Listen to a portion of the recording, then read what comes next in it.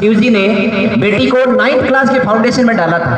आज गुड़िया 9th में है और 11th का फाउंडेशन कर रही है और आईआईटी जैसे बैच को जो है वो अभी बहुत अच्छी रैंक के साथ जोरदार तालियां एक बार। और बेटा अपना क्वेश्चन आप सर के सामने पुट कीजिए। Good morning sir. हाय सीरियल मैम। सर मेरा आपसे एक क्वेश्चन था कि आप इफेक्टिवली कैसे स्टडी करते थे? जैसे आपने बोला आप इरोडो आपने की है। बिल्कुल करी है, तो पूरी इरोडो सॉल्व करी हमने। HC फॉर्माई मतलब ऐसे हो रही है और इरोडो हो ही नहीं पा रही। मैंने 2007-8 में तैयारी करी थी कोटा में, तो उसके पहले भी मेरा थोड़ा इंटरेस्ट भी था, तो SC वर्मा तो हमने करी थी और फिर और भी किताबें आती थी, मुझे अब याद नहीं, लेकिन इरोडो मुझे अभी अच्छे से याद है क्योंकि उसके एक एक सवाल को पढ़ने में एक एक दो घंटे पूरे लग जाते थे। देखिए जो आप जो कह रहे हैं कि अफेक्टिव स्टडी कैसे करें, अफेक्टिव स्टडी के लिए सबसे ज़्यादा जो ज़रूरी चीज़ें हैं वो है कि आपको पहले प्लानिंग करनी पड़ेगी। प्लानिंग कैसे करते हैं? जैसे मेरा एग्ज़ाम मान लीजिए 24 अप्रैल को है।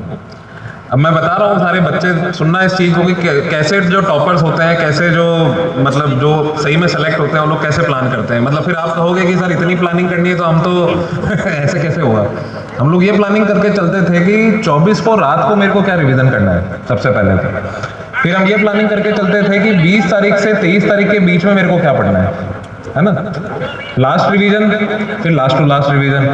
फिर हम ये प्लानिंग करके चलते थे कि 1 तारीख से 20 तारीख के बीच में मेरे को कैसे रिवाइज करना है, क्योंकि टाइम तो लिमिटेड है।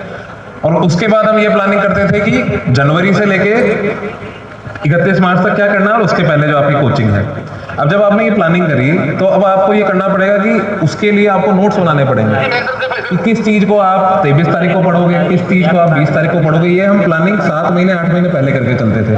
अब जब नोट्स बनाने पड़ेंगे तो एक तो क्या होता है कि जब हम रोज कोचिंग में जाते हैं, रोज क्लास में जाते हैं, तो वहाँ पे जो वो बोलते हैं वो हर चीज़ अपन लिख देते हैं। लेकिन उसके बाद वापस घर पे आके हमको वो शायद प्रैक्टिस शीट्स और ये सब भी लोग देते हैं, तो हम प्रैक्टिस शीट भी सॉल्व कर लेते हैं, असाइनमेंट करके भी ले जाते हैं। लेकिन अपने नोट्स को हम कभी भी कंसाइज नहीं करते। हमें रिवीजन नोट्स, रिवीजन के भी रिवीजन नोट्स, और उसको कंसाइज और बहुत करना है।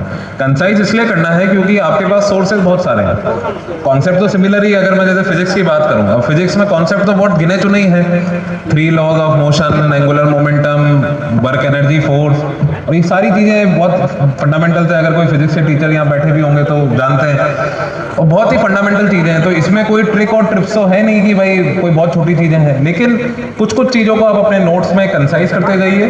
कंसाइज करके अपने खुद के हाथों से नोट्स बनाइए और उन नोट्स को इतना कंसाइज इतना कर दीजिए कि आपको ये भी पता रहे कि 24 तारीख को सुबह 9 बजे अगर एग्जाम में देने जा रही हूँ तो सुबह 7 बजे जब मैं उठूंगी तो 7 से 8 के बीच में क्या पढ़ूंगी।